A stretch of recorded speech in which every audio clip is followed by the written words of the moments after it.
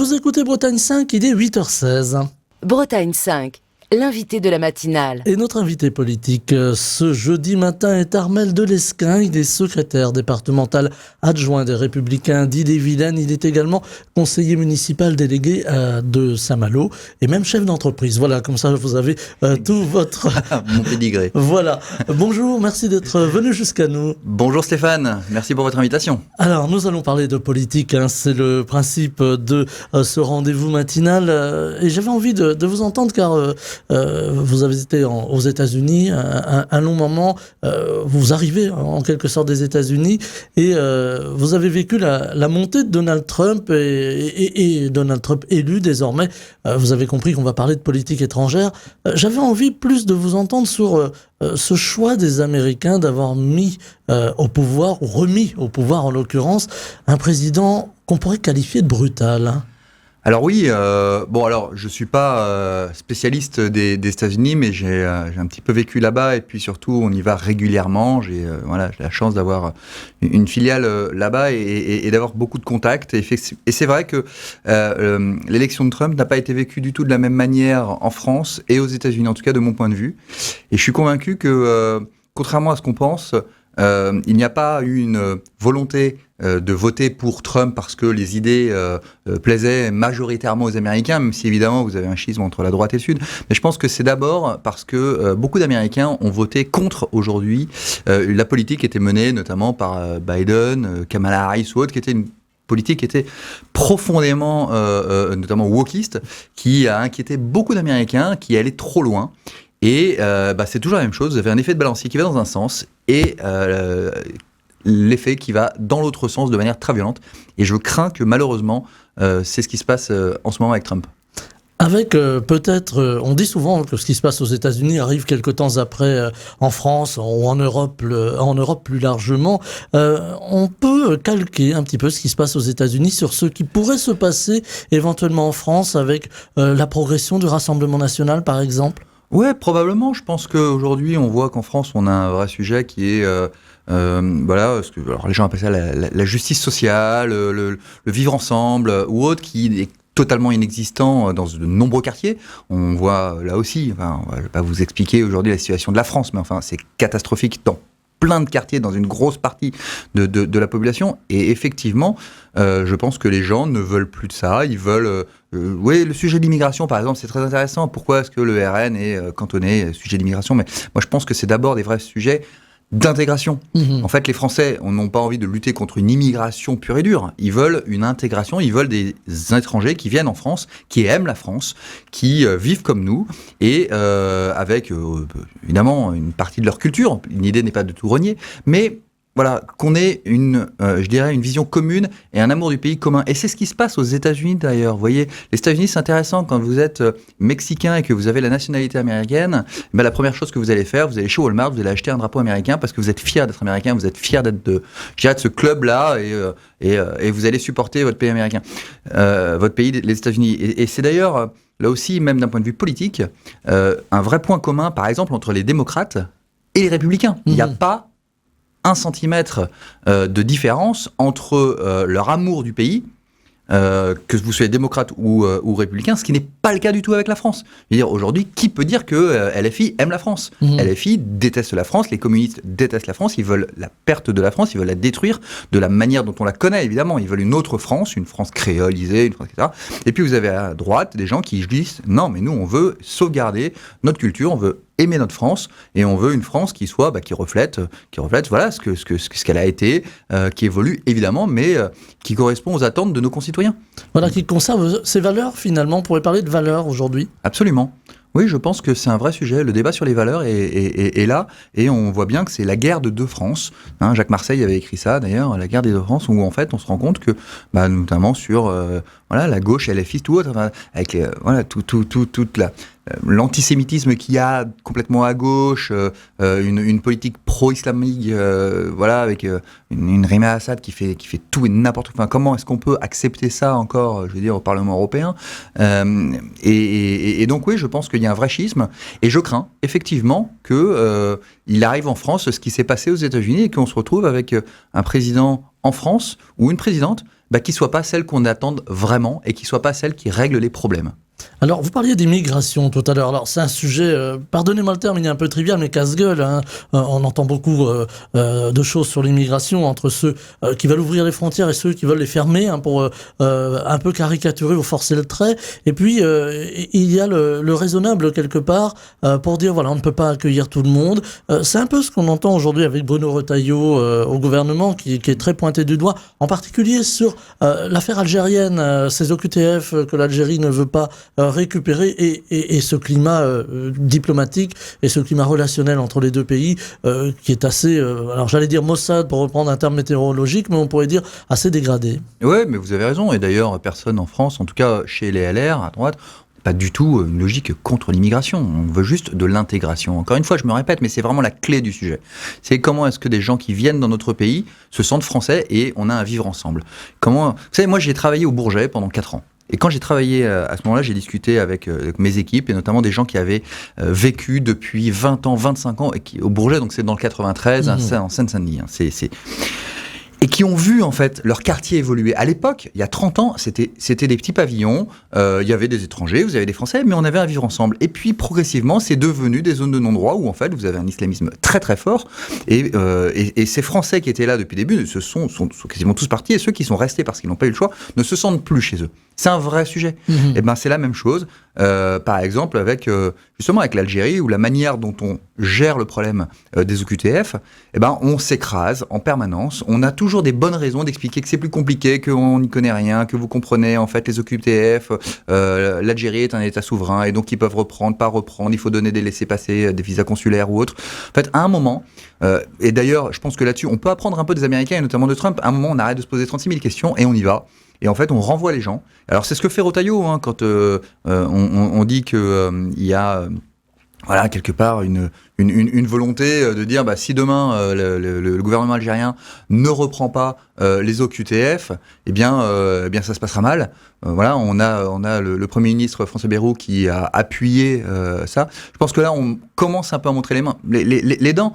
Mais j'ai envie de dire, ça prend trop de temps, quoi. Pourquoi est-ce qu'on a besoin de donner un ultimatum de 6 semaines ? Il fallait le faire tout de suite. Mais il faut le faire tout de suite. Et on a attendu des années. Et pendant des années, on a courbé les chines. Et on se retrouve dans une situation aujourd'hui qui est ingérable. Et ça, c'est le problème de la France, c'est qu'on attend toujours d'être au pied du mur pour agir. Il y a une peur finalement d'un embrasement des quartiers. C'est ce qu'on a entendu, hein, si demain il y avait des mesures coercitives mises en place par la France à l'endroit de l'Algérie. On entend aussi évidemment des voix qui s'élèvent pour dire oui, si on fait ça, on va avoir des problèmes politiques. Alors essentiellement effectivement avec LFI par exemple. Et puis il y a en embuscade effectivement l'islamisme, les frères musulmans qui occupent de plus en plus de territoire. Ce sont des inquiétudes que vous avez au sein de LR, de discussions qu'il y a. Mais évidemment, personne n'est naïf. Je veux dire, quand vous discutez avec, que ce soit avec François-Xavier Bellamy, David Lisnard ou autre, mais même, je dirais même Isabelle Le Callennec, qui est notre députée française au Parlement, qui n'a absolument aucune naïveté. Moi, Thomas Rousseau, qui est le secrétaire départemental des LR, on en parle beaucoup. Vous savez, moi, je me souviens toujours de ce match France-Algérie qui a eu lieu, je crois, peut-être une dizaine d'années, où vous aviez en réalité, pendant ce match, 90% de drapeaux algériens. Et ces drapeaux algériens étaient portés non pas par des gens nés en Algérie, mais par des Français nés en France, mais d'origine algérienne.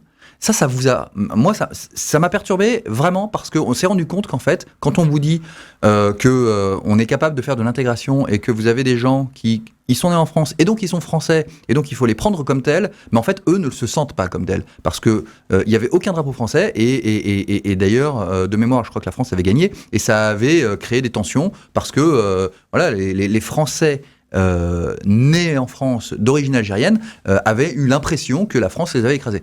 Donc en fait on n'est pas du tout dans le vivre ensemble.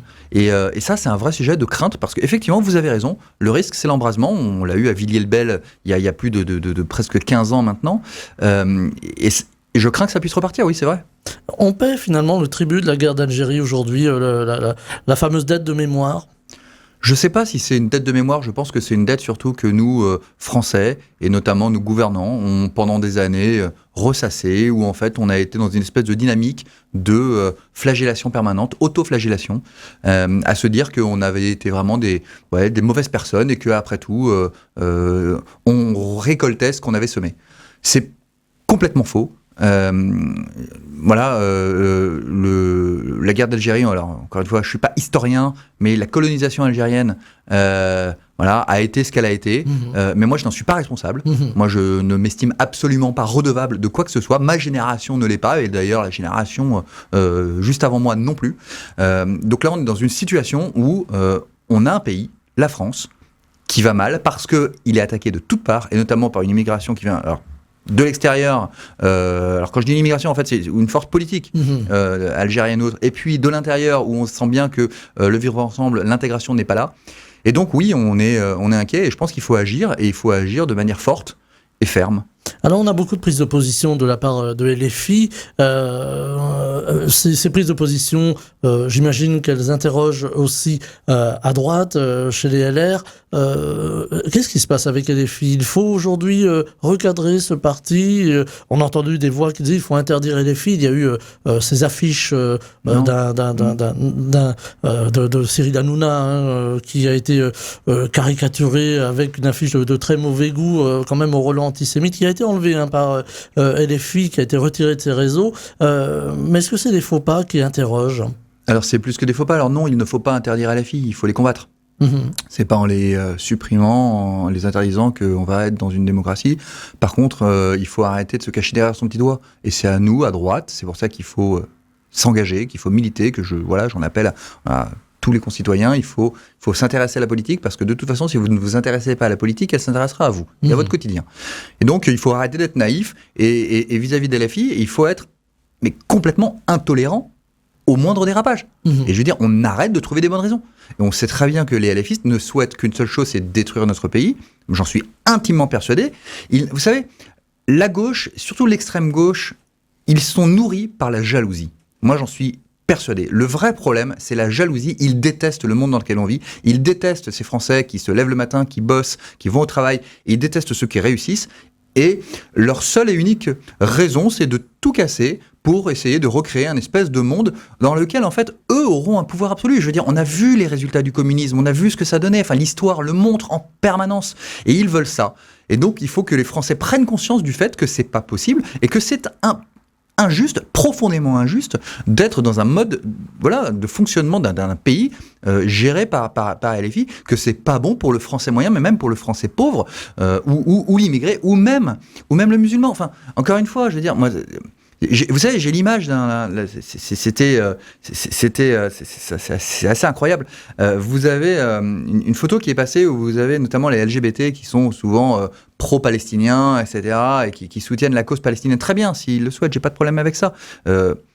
Mais je peux vous dire que les Palestiniens, eux, et notamment le Hamas, il ne soutient absolument pas la cause LGBT, mais il les déteste. En réalité, vous êtes LGBT, gay, bi, trans, etc., et vous allez en Palestine, mais vous vous faites lapider. Vous ne survivez pas 5 minutes en déclarant ce que vous êtes. Donc en fait, il y a une incompréhension totale où donc je sais pas pourquoi, c'est des calculs politiques qui font, mais qui à mon avis sont complètement déraisonnables et surtout mortifères pour eux. Je voulais revenir à Donald Trump, parce que ça va nous amener aussi à la situation en Europe avec ces bruits de guerre. Hein. Donald Trump a parlé de Troisième Guerre mondiale. Bon, c'est peut-être très excessif, mais il y a quand même cette possibilité de paix en Ukraine, paix qui passe par...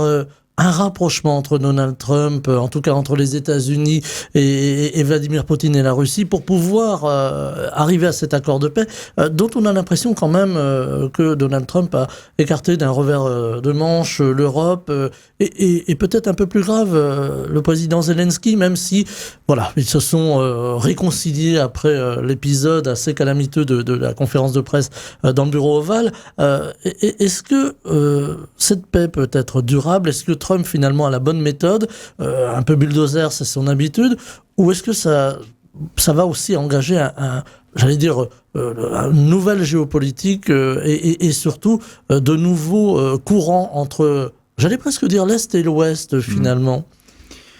Alors, c'est une vraie question. Je ne suis pas dans le secret des dieux, je ne suis jamais allé à la Maison-Blanche, je ne connais pas Donald Trump ni Vladimir Poutine. Mais ma vraie question, c'est à qui profite le crime ? Déjà, je trouve qu'il y a une vraie interrogation sur pourquoi est-ce que Donald Trump, comme ça, se met je dirais presque en position basse vis-à-vis de Vladimir Poutine. Est-ce qu'il a quelque chose ? Est-ce que vous savez, il y a une théorie, c'est un grand économiste américain, je crois qu'il s'appelle Goodman, qui disait que Trump était un chef d'entreprise, qu'il avait fait beaucoup de business dans sa vie et que peut-être qu'il était tenu par je ne sais quelle volonté russe ou autre, j'en sais rien. En tout cas, ce que je sais, c'est que c'est complètement incohérent et que c'est assez inquiétant. En réalité, voir la Russie et les États-Unis, alors évidemment, on vous dit que c'est parce que les États-Unis veulent que la Russie revienne dans un giron et ne parte pas vers la Chine, parce que la Chine est en réalité le vrai compétiteur mondial des États-Unis. Mais vis-à-vis de l'Ukraine, je pense que, en fait, si vous voulez, on est passé de tout au rien. Vous aviez d'un seul coup, mettez-vous à la place des militaires américains ou même des fonctionnaires qui disent, attendez, on soutient à fond l'Ukraine, on dépense des milliards, et puis du jour au lendemain, on arrête. Enfin, ça n'a ni queue ni tête. Il n'y a aucune cohérence. Donc, en fait, encore une fois, je ne suis pas un expert pour vous dire est-ce que c'est bien, est-ce que c'est pas bien. Ce que je vois, par contre, la vertu absolue, c'est que ça nous réveille, nous, les Européens. Et ça, c'est la bonne nouvelle. C'est-à-dire qu'enfin, et Dieu sait que ça fait longtemps qu'on le demande, Dieu sait que ça fait longtemps que, notamment au sein de LR, on demande d'avoir une Europe puissante, une France puissante, mais aussi une Europe puissante qui soit capable de se gérer elle-même, qu'on arrête d'être dans cette naïveté permanente vis-à-vis, que ce soit des États-Unis, mais aussi, par exemple, de la Chine ou autre, dans nos exportations, nos importations, les frais de douane, tout ce qui aujourd'hui rend notre Europe puissante et autonome. Et je suis persuadé que, en réalité, si on veut vivre bien, si on veut être heureux dans notre continent, eh bien, il faut qu'on soit puissant, qu'on soit capable de faire porter notre voix et qu'on arrête d'être en position soumise vis-à-vis, notamment, des États-Unis, mais aussi de la Chine ou autre. Alors, il faut aller vite. Maintenant, on a entendu parler de défense nationale. Et ici aussi, le président de la République, dans son allocution il y a quelques jours, a parlé quand même d'une économie de guerre, a pris un ton assez sombre, assez inquiétant, allais-je dire.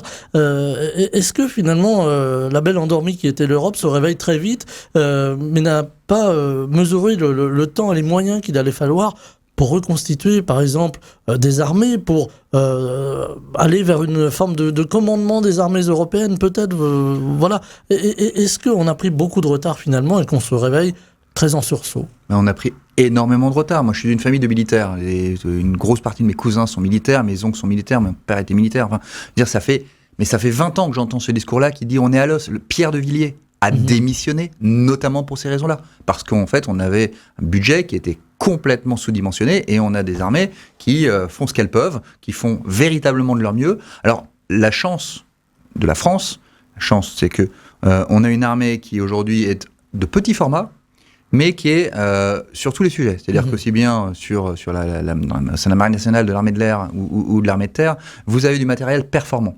Donc en fait, il faut dimensionner maintenant l'appareil industriel pour pouvoir répondre à ça, et puis évidemment avoir plus de soldats qui soient capables de mener un éventuel conflit. Parce que le vrai problème, il est aussi dans le nombre. Et on s'en est bien rendu compte pendant la guerre en Ukraine. C'est que vous pouvez avoir les meilleurs matériels.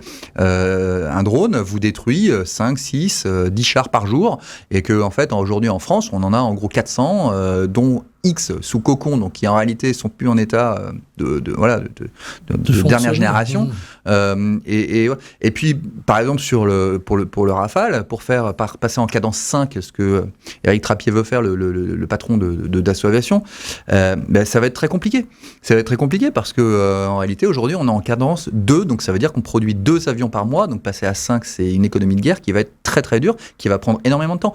Et vous savez, c'est l'une des raisons pour lesquelles les Allemands n'ont pas pris le Rafale, c'est parce qu'on n'était pas capable de les livrer aussi en temps et en heure. Ils ont choisi le F-35, notamment parce qu'ils auraient été livrés plus tôt.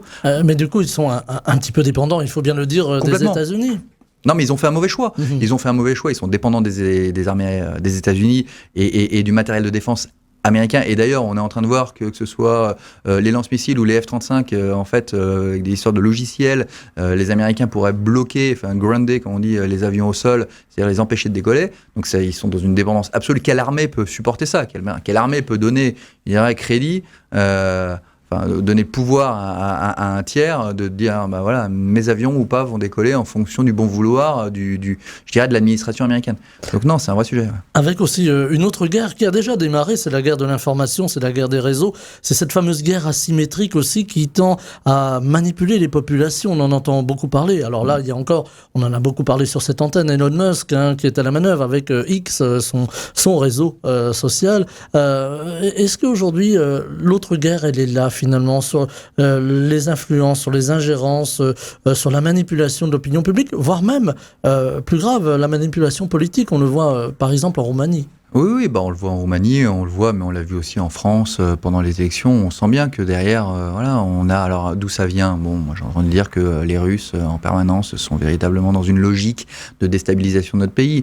Je veux bien le croire. Dire pour le coup, on sait que c'est pas très compliqué, que à partir du moment où vous mettez les moyens, vous êtes capable de financer des influenceurs, des gens qui vont prendre la parole, des gens qui vont tenir des discours haineux et qui vont scinder la France. Ouais, aucune naïveté là-dessus. Avec, je reviens un petit peu sur l'économie de guerre et l'économie tout court, parce que finalement, il va falloir trouver de l'argent pour financer les nouveaux équipements militaires, peut-être embaucher, si vous me permettez le terme, de nouvelles compétences dans l'armée, de former des soldats. On a entendu dire qu'il fallait que les Français mettent la main au portefeuille avec leur épargne. Est-ce que c'est une bonne idée, finalement, l'épargne de guerre, si vous me permettez ? Absolument. Je pense que de toute façon, on n'a plus le choix. En fait, vous savez, vous me posiez la question sur Macron tout à l'heure en me disant, mais voilà, il se transforme en chef de guerre. Le problème de Emmanuel Macron, c'est qu'il n'a aucune conviction. C'est ça le fond du problème de notre président, c'est qu'il est capable de vous parler et de vous dire ce que vous voulez entendre et aller voir votre pire ennemi, ou en tout cas votre pire opposant politique, et de lui dire exactement l'inverse en le regardant droit dans les yeux.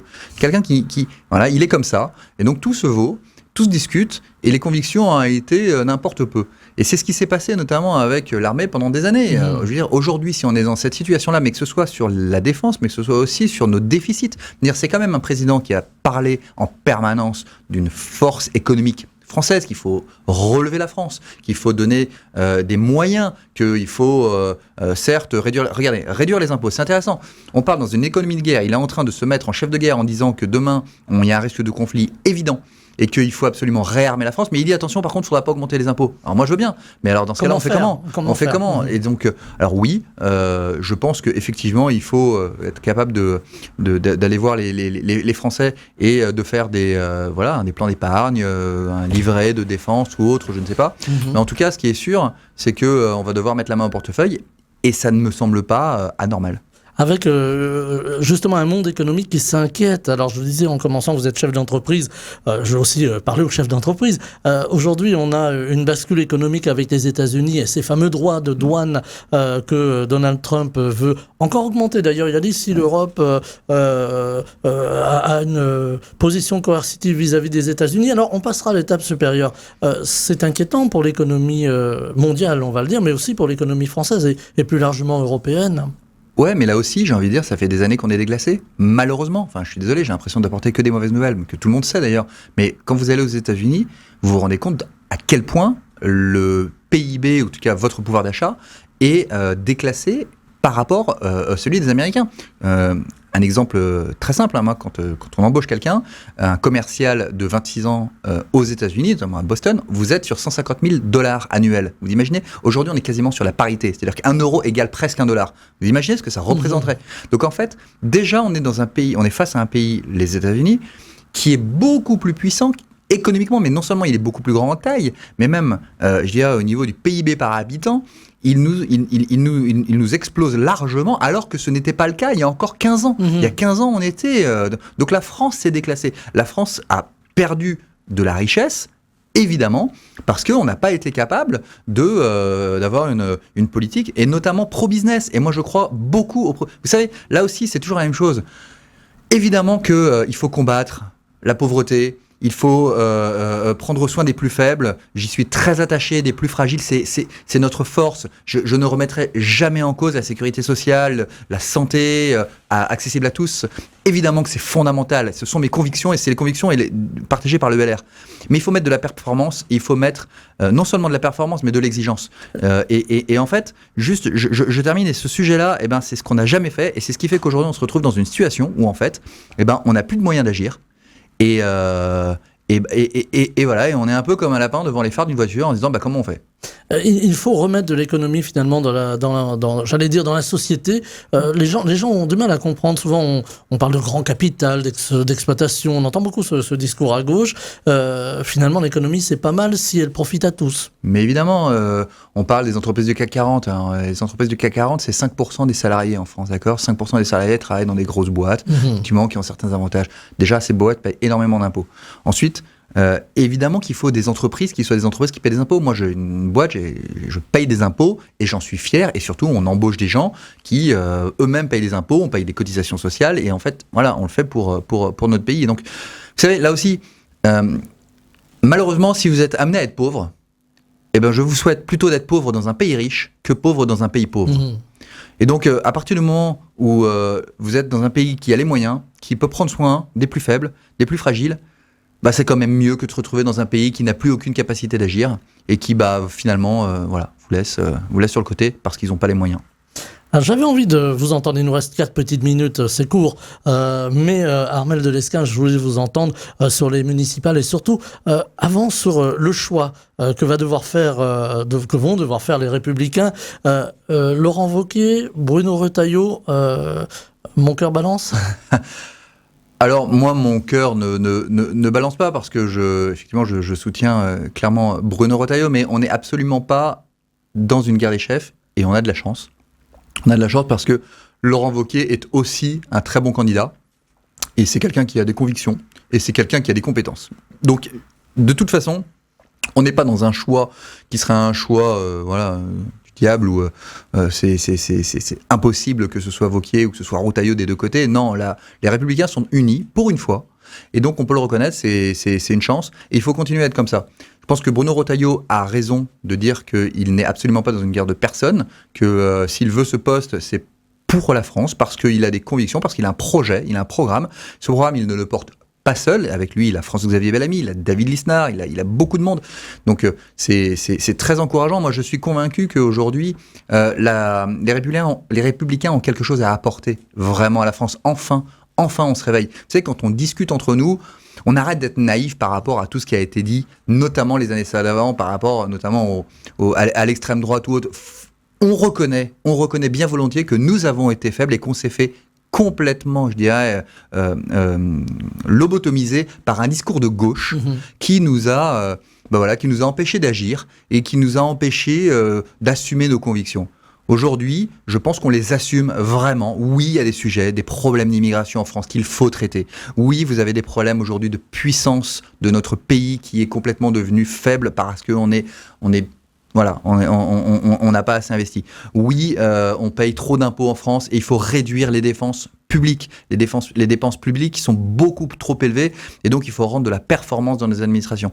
Donc ça, on est capable de l'assumer et je suis convaincu que les recettes, pour le coup, elles, on les a. Et c'est certainement pas les recettes du RN notamment qui veut promouvoir la retraite à 62 ans alors que le monde avance, les Allemands sont à 67 et qui ne veut absolument pas revenir sur nos dépenses sociales ou nos dépenses, notre déficit, qui veut dépenser toujours plus. Non, nous, on va devoir être courageux. Les Français feront des efforts, mais c'est parce qu'on a une vision et on a une vision à long terme et qu'on aime notre pays profondément. En un mot, il nous reste une poignée de secondes. Les municipales se préparent. Je le disais en commençant que vous étiez également conseiller municipal délégué à Saint-Malo. Le LR est en ordre de marche là aussi. Alors, vous savez, les élections municipales ne sont pas vraiment des élections de parti. Donc oui, évidemment, au sein des LR, c'est très important et nous avons des candidats qui sont des candidats LR. Pour autant, on est très conscient du fait qu'en réalité, les citoyens votent pour des têtes de liste locales. L'étiquette importe peu. Mais en tout cas, j'espère qu'on aura beaucoup de candidats LR qui seront élus. En tout cas, merci d'être venu, Armelle Delesquin. Je rappelle que vous êtes secrétaire départemental adjoint des Républicains d'Ille-et-Vilaine et je le précisais tout à l'heure également conseiller municipal délégué de Saint-Malo, chef d'entreprise. Et vous avez ce matin fait la route pour être avec nous. Je vous en remercie. Je vous souhaite une très belle journée. Merci beaucoup Stéphane, bonne journée à vous aussi. Bretagne 5, Stéphane Hamon, le 7-9.